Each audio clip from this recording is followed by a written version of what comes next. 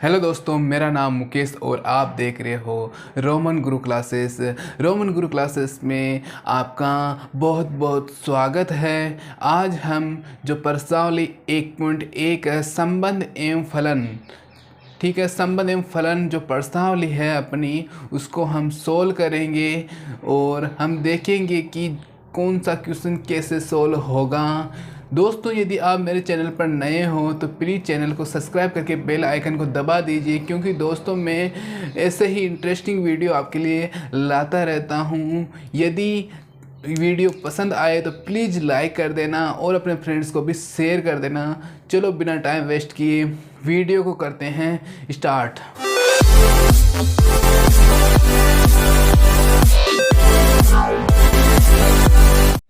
चलो दोस्तों, वीडियो को स्टार्ट करते हैं। अपना पहला क्वेश्चन है, निर्धारित कीजिए कि क्या निम्नलिखित संबंधों में से प्रत्येक समतुल्य सममित तथा संक्रामक है। चलो इसको देखते हैं। अपना पहला क्वेश्चन है, समुच्चय A equal to 1 2 3 13 14 R equal to X Y 3x minus Y is equal to 0। A equal to अपने पास क्या है, 1 2 3 13 14, ठीक है। आर इजिकल टू अपना क्या है, एक्स कोमा वाई सर्जन 3x minus Y is equal to 0। तो पहले हम इसको ले लेते हैं solve. 3x minus Y is equal to 0, ठीक है। यहाँ पर हमें ये मान रखने हैं x के स्थान पर, फिर अपना y का मान आ जाएगा, ठीक है। 3 into 1 minus Y is equal to 0। x का मान मैंने क्या ले लिया, 1 ले लिया। तो यहाँ पर अपने पास आ जाएगा y इजिकल टू 3। क्यों आ जाएगा समझे आप, मैं आपको पूरा समझा देता हूँ। माइनस वाई यहाँ पर 3 को 1 से किया, 3 इजिकल टू 0, माइनस का y इधर है इजिकल टू उधर 3 गया तो माइनस का हो गया, तो y इजिकल टू अपने पास 3 आ गया, माइनस से माइनस कट जाएगा। तो अपने पास r इजिकल टू r में यहाँ पे लिख देता हूँ, r इजिकल टू 1 का मान जब हमने रखा, x का मान 1 रखा तो y का मान क्या आ गया, 3 आ गया, ठीक है। अब हम x का मान रखेंगे 2, x बराबर अपने पास क्या है 2, किस में रखेंगे, इस इक्वेशन में रखेंगे। तो 3 into 2 minus Y is equal to अपने पास 0 आ गया, ठीक है। तो 3 को 2 से किया तो 6 हो गया, minus Y is equal to 0। Minus का y है तो उधर जाएगा तो प्लस का y आ जाएगा, तो y का मान अपने पास क्या आ गया, 6 आ गया। तो 2,6 आ गया। अब हम लगते हैं x बराबर 3, x बराबर 3 लेते हैं अब हम। तो अपने पास 3 इंटू 3, यहाँ पर अब की बार हमने क्या रखा, 3 रखा, तो 3 into 3 minus Y is equal to 0। तो 3 तरीके 9 हो जाएगा, माइनस वाई इजिकल टू 0, तो y का मान अपने पास आ जाएगा 9, ठीक है। तो अपने पास 3,9 आ गया। अब हम 4 लेते हैं, क्या लेते हैं 4। जब x इजिकल टू 4 होगा तो अपने पास आ जाएगा 3 into 4 minus Y is equal to 0, तो y का मान अपने पास आ जाएगा प्लस का 12, ठीक है। 4,12 आ गया। अब हम लेते हैं x बराबर 5, क्या लेते हैं 5, तो 3 into 5 minus Y is equal to 0, ठीक है। 3 पंजो 15 हो गया। अब जो 15 है अपना, वो अपना जो a दे रखा है, a सेट्स दे रखा है, उसमें 15 आ रखा है क्या, नहीं आ रखा, क्योंकि हमें 14 तक ही संख्याएं दे रखी है, ठीक है। तो हम 15 को यूज नहीं कर सकते, तो अपना सॉल्यूशन x बराबर 4 तक ही होगा, ये आ गया। अब हमें देखना है कि जो अपना क्वेश्चन क्या कह रहा था कि क्या प्रत्येक समतुल्य सममित तथा संक्रामक है। अब इसको हम देख लेंगे, अब हम इसको देखेंगे कि ये समतुल्य सममित तथा संक्रामक है क्या। तो मैं इसको क्लियर कर देता हूँ, ठीक है दोस्तों।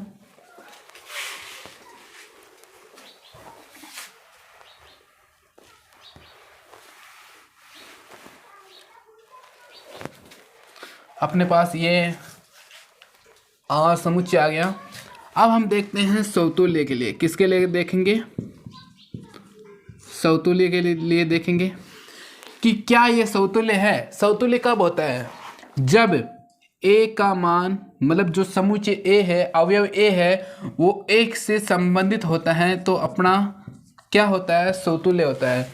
क्या इसके अंदर 1,1 है, 2,2 है, 3,3 है, क्या 4,4 है, क्या है, कहीं पे दिख रहा है आपको? मतलब खुद का खुद के साथ संबंध है क्या? खुद का खुद के साथ संबंध यहाँ पे नहीं है, तो ये समतुल्य नहीं होगा।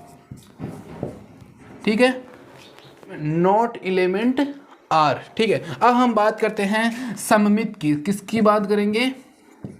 सममित की। सममित कब होगा? आपको पता है सममित कब होगा? सममित कब होगा? जब ए का बी के साथ संबंध है। माना कि ए का बी के साथ संबंध हो गया तो बी का ए के साथ भी संबंध होना चाहिए। क्या यहाँ पर है? यहाँ पर हम ले लेते हैं 1,3 को। किसको ले लिया? 1,3। 1 का 3 के साथ संबंध है साहब, है ना? 1 का 3 के साथ संबंध है। क्या 3 का 1 के साथ संबंध है? यहाँ पर दिख रहा है 3 का 1 के साथ संबंध नहीं है, तो नॉट एलिमेंट आर। तो यहाँ पर सममित भी नहीं होगा, समतुल्य भी नहीं हुआ, सममित भी नहीं हुआ। अब हम बात करते हैं संक्रामक संबंध की। किसकी बात करेंगे? संक्रामक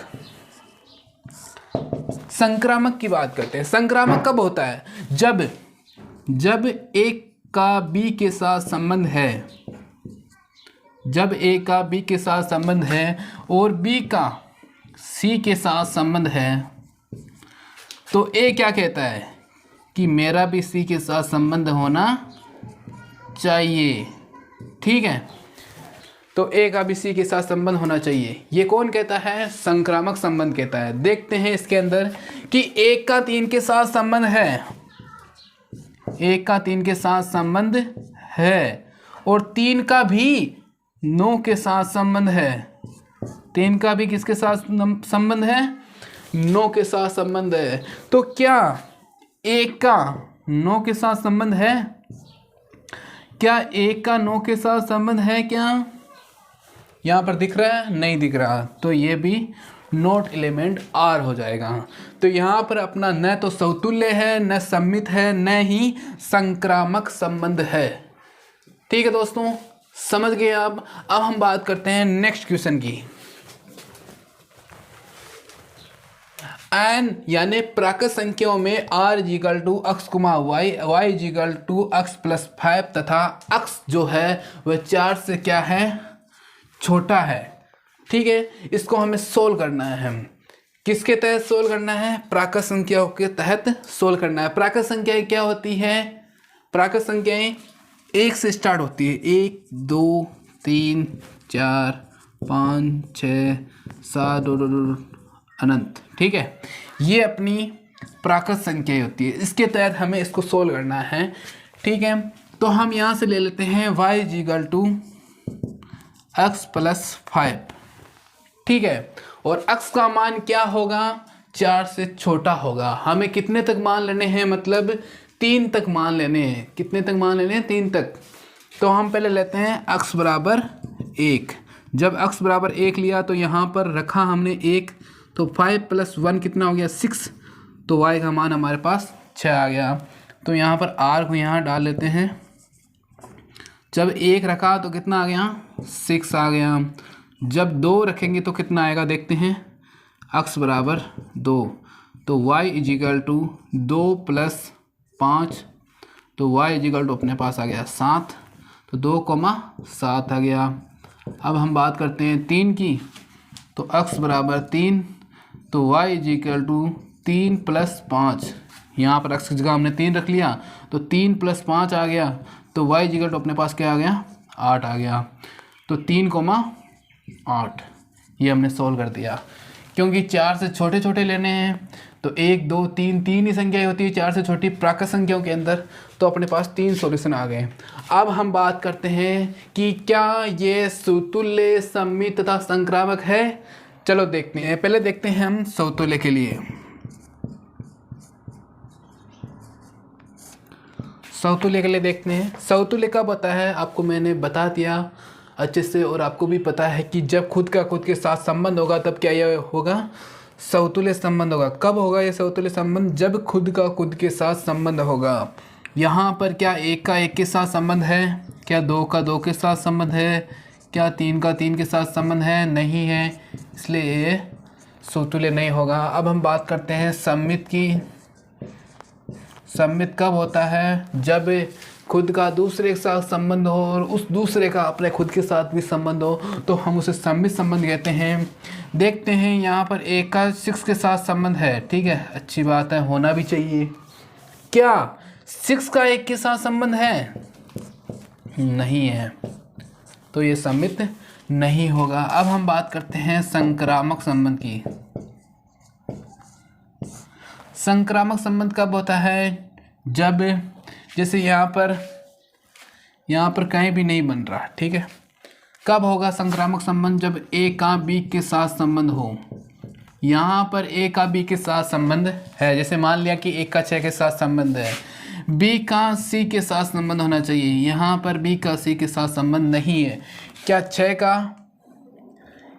का किसी अन्य संख्या के साथ संबंध है, नहीं है, एक के साथ संबंध है, तो यहाँ पर बी का सी के साथ संबंध नहीं होगा। और जब ऐसी कंडीशन बनती है, माना कि बन गई, तो ए का सी के साथ भी संबंध होना चाहिए। क्या ए का सी के साथ संबंध है, नहीं है, ठीक है। तो इस प्रकार अपना ये क्वेश्चन सोल्व हो जाएगा। अब हम बात करते हैं नेक्स्ट क्वेश्चन की। तीसरा क्वेश्चन क्या है, ए इजिकल टू 1 2 3 4 5 6, ठीक है। आर इजिकल टू अपने पास है एक्स वाई, सर्जेंट वाई भाज्य है अक्ष से, ठीक है। इसको कैसे सोल्व करेंगे, y जो भाज्य है अक्ष से। पहले हम देखते हैं कि क्या ये समतुल्य है। समतुल्य संबंध कब होता है, जब एक का एक के साथ, मतलब खुद का खुद के साथ संबंध हो, तो उसे हम समतुल्य संबंध कहते हैं। कोई भी संख्या हो वो हमेशा खुद से भाजित होगी या नहीं होगी, होगी ना, तो यहाँ पर अपना समतुल्य संबंध होगा। क्योंकि कोई भी संख्या खुद से विभाजित होती है, तो यहाँ पर एक का एक के साथ संबंध होगा, वो भी सही होगा। क्योंकि जो y है, जो अपना y है, वो अक्ष से क्या है, भाज्य है।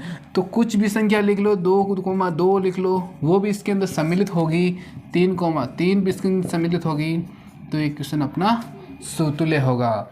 समतुल्य क्यों है, क्योंकि आप यहाँ पर लिख लेना, क्योंकि यहाँ पर सभी संख्याएं स्वयं से विभाजित होती है।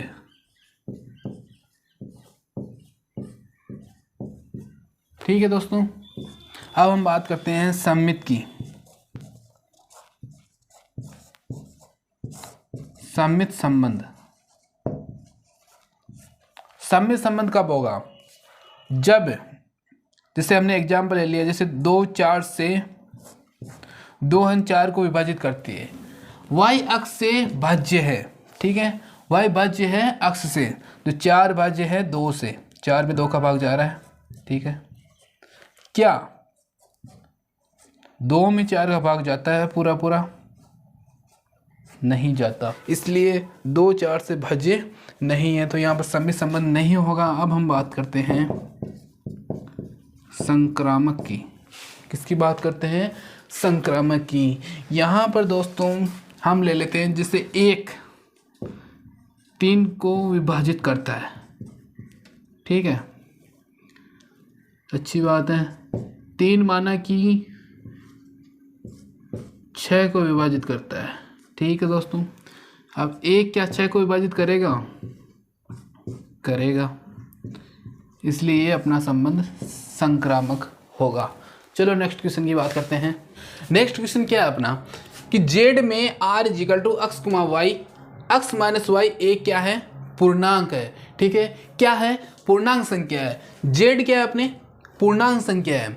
तो पूर्णांक संख्या क्या होती है, किसे कहते हैं पूर्णांक संख्या, जिसके अंदर प्लस की संख्या है और माइनस की संख्या है और एक जीरो सम्मिलित होता है, उसको हम क्या कहते हैं, पूर्णांक संख्या कहते हैं, ठीक है।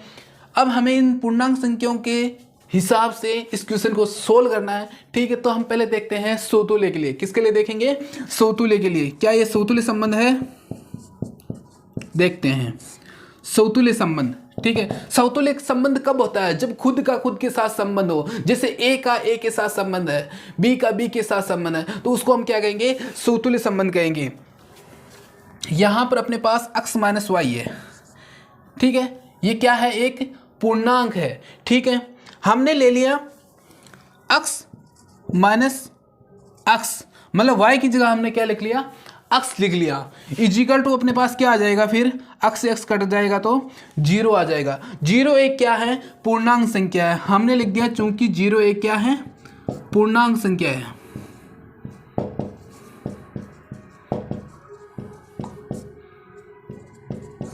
ठीक है, तो अपने पास x का x के साथ संबंध हो गया, मतलब ये क्या है? एक समतुल्य संबंध है। अब हम बात करते हैं सममित संबंध की।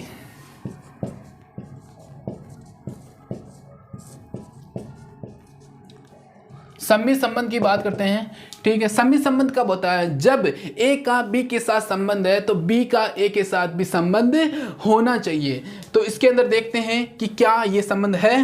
x minus Y is equal to हमने मान लिया, क्या मान लिया? जैसे कोई संख्या मान ली मैंने, m मान लिया, और ये m क्या है? एक पूर्णांक संख्या है। क्या है? पूर्णांक संख्या। आप आगे लिख देना कि चूंकि यह एक पूर्णांक संख्या है तो x का y के साथ संबंध है। x का y के साथ संबंध है तो y का भी x के साथ संबंध होना चाहिए। तो यही इसी समीकरण से हम देख लेते हैं, जब हम इसको उधर ले जाएंगे तो x प्लस का उधर जाएगा, किसका हो जाएगा? माइनस का हो जाएगा। किसका हो जाएगा? माइनस का हो जाएगा। और y प्लस का हो जाएगा, तो हम लिख लेते हैं y minus x. Y plus का हो गया और जो x था वो माइनस का हो गया। इजिकल टू m इधर आएगा तो किसका हो जाएगा? माइनस का हो जाएगा। माइनस का m हो गया, और ये माइनस का m मतलब जो माइनस की संख्या होती है उसे हम पूर्णांक कहते हैं। तो m क्या है? एक पूर्णांक संख्या है, चूंकि m एक पूर्णांक संख्या है। ठीक है, तो y का x के साथ संबंध हो गया, मतलब ये क्या है? एक सममित संबंध है। अब हम बात करते हैं संक्रामक संबंध की। क्या यह एक संक्रामक संबंध भी है?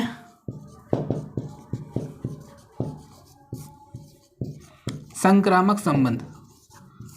ठीक है, संक्रामक संबंध कब होता है? संक्रामक संबंध कब होता है? जब a का b के साथ संबंध है, b का c के साथ संबंध है, तो a का b c के साथ संबंध होना चाहिए। तो उसे हम क्या कहते हैं? संक्रामक संबंध कहते हैं। यहां से देखते हैं हम कि x minus Y is equal to हमने जैसे मान लिया m। ठीक है, तो मतलब x का y के साथ संबंध है। ठीक है, अब हमने ले लिया y comma y minus z ले लिया। ठीक है, x का y के साथ संबंध है, y का z के साथ संबंध होना चाहिए, इसलिए y माइनस जेड ले लिया। इसके बराबर हमने मान लिया, जैसे n कोई संख्या मान ली, n क्या है? एक पूर्णांक संख्या है। ठीक है, तो y का z के साथ संबंध हो गया।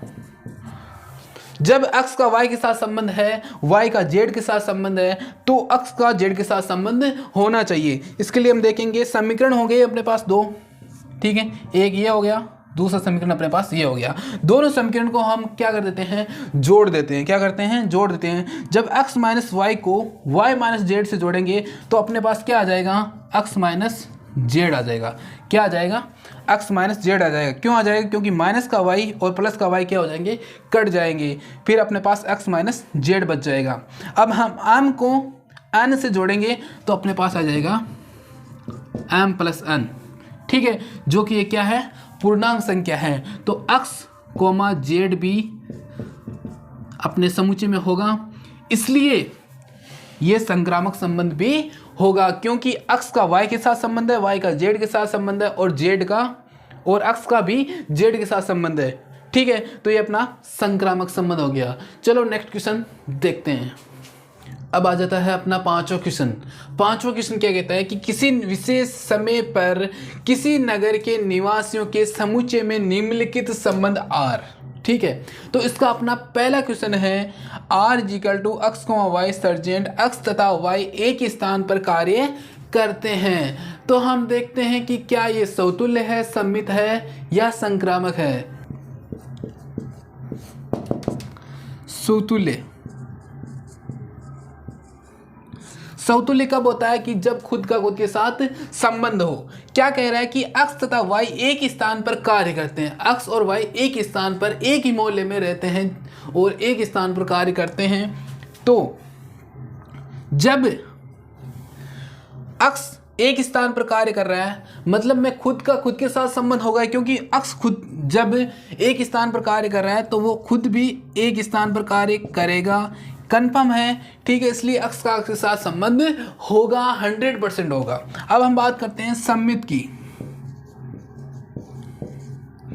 सममित संबंध कब होता है? जब x और y एक स्थान पर कार्य कर रहे हैं, ठीक है, तो y और x भी एक स्थान पर कार्य करेंगे। ठीक है, तो ये सममित संबंध भी होगा।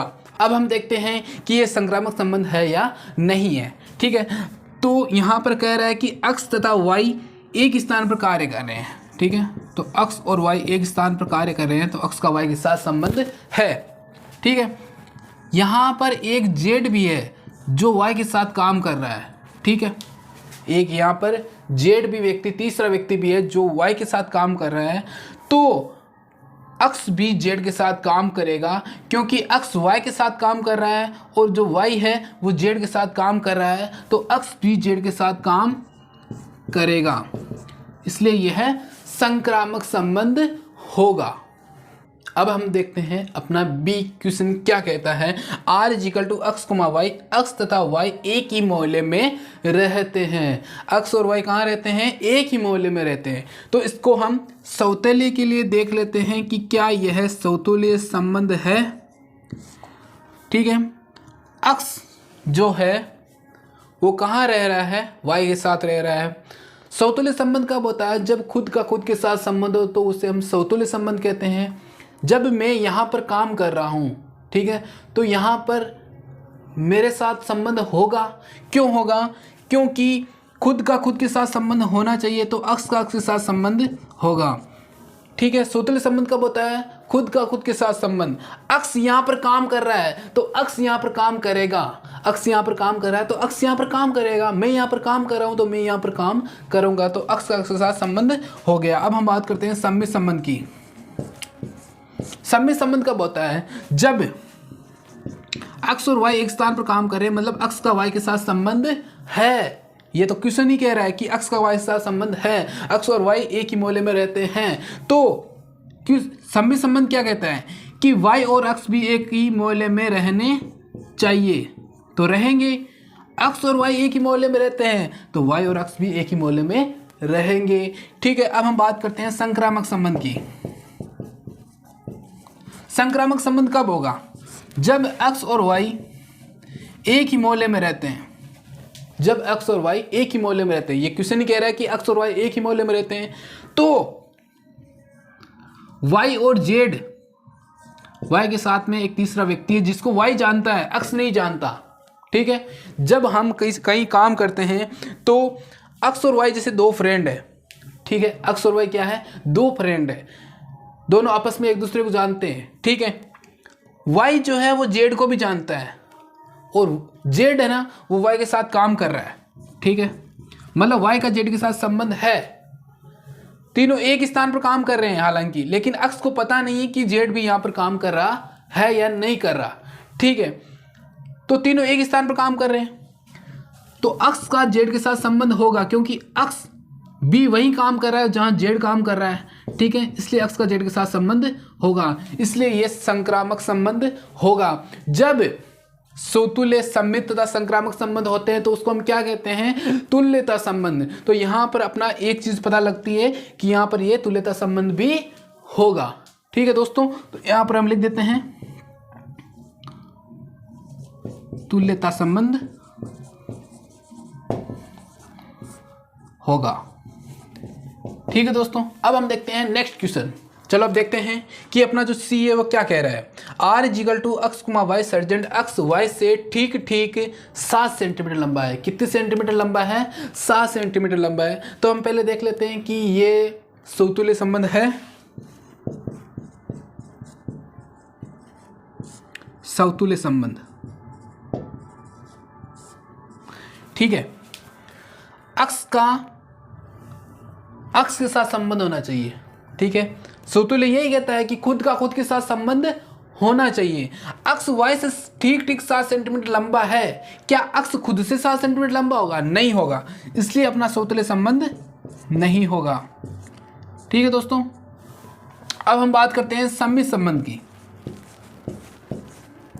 सममित संबंध कब होता है? जब अक्ष का y के साथ संबंध है। जब अक्ष का y के साथ संबंध है तो y का भी x के साथ संबंध होना चाहिए। लेकिन क्वेश्चन क्या कह रहा है कि अक्ष जो है वो y से ठीक 7 सेंटीमीटर लंबा है, क्या y भी अक्ष से ठीक 7 सेंटीमीटर लंबा होगा? नहीं होगा। ठीक है, इसलिए अपना ये सममित संबंध नहीं है। क्यों नहीं होगा? कि क्वेश्चन ही यही कह रहा है कि अक्ष जो है वो y से ठीक 7 सेंटीमीटर लंबा है। लेकिन क्वेश्चन यदि ये भी कह रहा होता कि y भी अक्ष से ठीक 7 सेंटीमीटर लंबा है तो अपना दोनों ही हो जाते हैं, इसलिए अपना ये सममित संबंध नहीं होगा। अब हम बात करते हैं संक्रामक संबंध की। संक्रामक संबंध, अक्ष जो है y से 7 सेंटीमीटर लंबा है तो x comma y element r, y जो है वो क्या अन्य से 7 सेंटीमीटर लंबा होगा?